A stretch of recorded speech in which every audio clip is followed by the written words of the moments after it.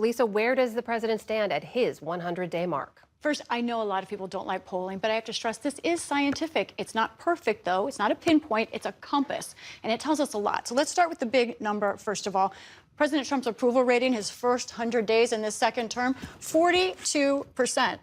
Now, that compares with disapproval rating, 53%. So a majority of Americans in our poll disapprove of the job he's doing. That's just a pinpoint. Let's look at what that means as a trend. If you go back 2 months ago, February, here's what was going on. Trump was relatively 50-50. The Americans were not sure, approve or disapprove. But now look at this. Now there is, by 11 points, people disapprove of the job that he is doing. Now, let's put this more in a historical context. Where is he in terms of most presidents at this time in office? Here we go. Here's President Trump right now, second term, 42%. If you compare that to Joe Biden, 54%. First 100 days of his first term, his only term, and then 39% for Trump in his first term. So you see Trump is below Biden. Clearly, what about other presidents? That holds up. President Trump in general, his approval rating for his first 100 days this term and his first term are lower than the historical averages, and certainly for any recent president. So, Lisa, that trend line in disapproval was fascinating to me. Where exactly is the president losing support and why? This is the fun part. This is where you really learn about what's happening. And I want to talk about who some of Trump's voters are that he should be watching. Rural voters. Look at this number. Only 46% right now approving of the job Trump is doing. How many voted for him? 66% told us they were voting for him back in November. How about this? Working class Americans under $50,000 of income, just 41% of them approving of the job that Trump is doing. Why?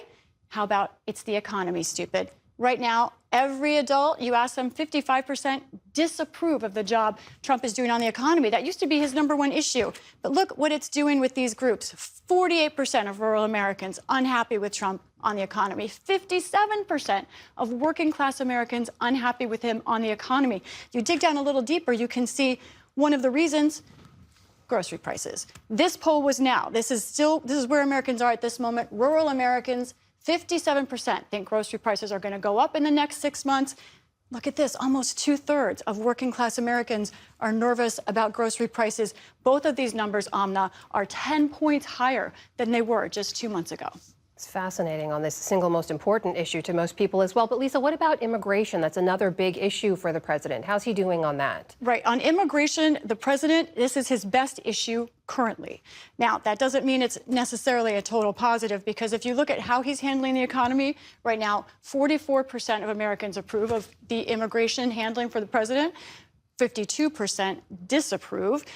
Now, something about this issue, it has become his #1 issue, but it also shows where his strength is. When I looked at the data here, I saw one group popping out: white evangelical voters. Well, most Americans disapprove of President Trump on immigration. Look at this. 70% of white evangelical voters approve of how he's handling immigration.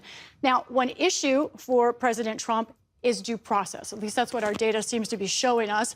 We asked about the case of Abrego Garcia. He's the Maryland man who was protected from deportation, but nonetheless was deported to El Salvador, where he still is. His case is a due process case right now, the Trump administration keeping him in El Salvador. Do Americans approve of the handling of this case? No, they do not. 49% say we disapprove, just 35% approve. So, Lisa, when you look ahead, what are the potential flashpoint or other issues where things could shift in the days and weeks and months ahead? Well, it does come down to the economy. We saw overwhelmingly that people are concerned about, for example, grocery prices coming up. And that's not the only one. When you talk about Trump's impact, his policies they have on people, only 32% of Americans think that they've had a positive impact on him. 49% of Americans say the impact on them of Trump's policies has been negative. What does that mean exactly? Well, we asked about tariffs. Do you approve Trump's handling of tariffs?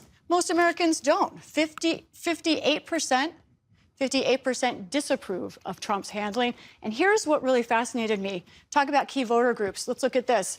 We asked, have you sped up or delayed any purchases because of your expectations on tariffs?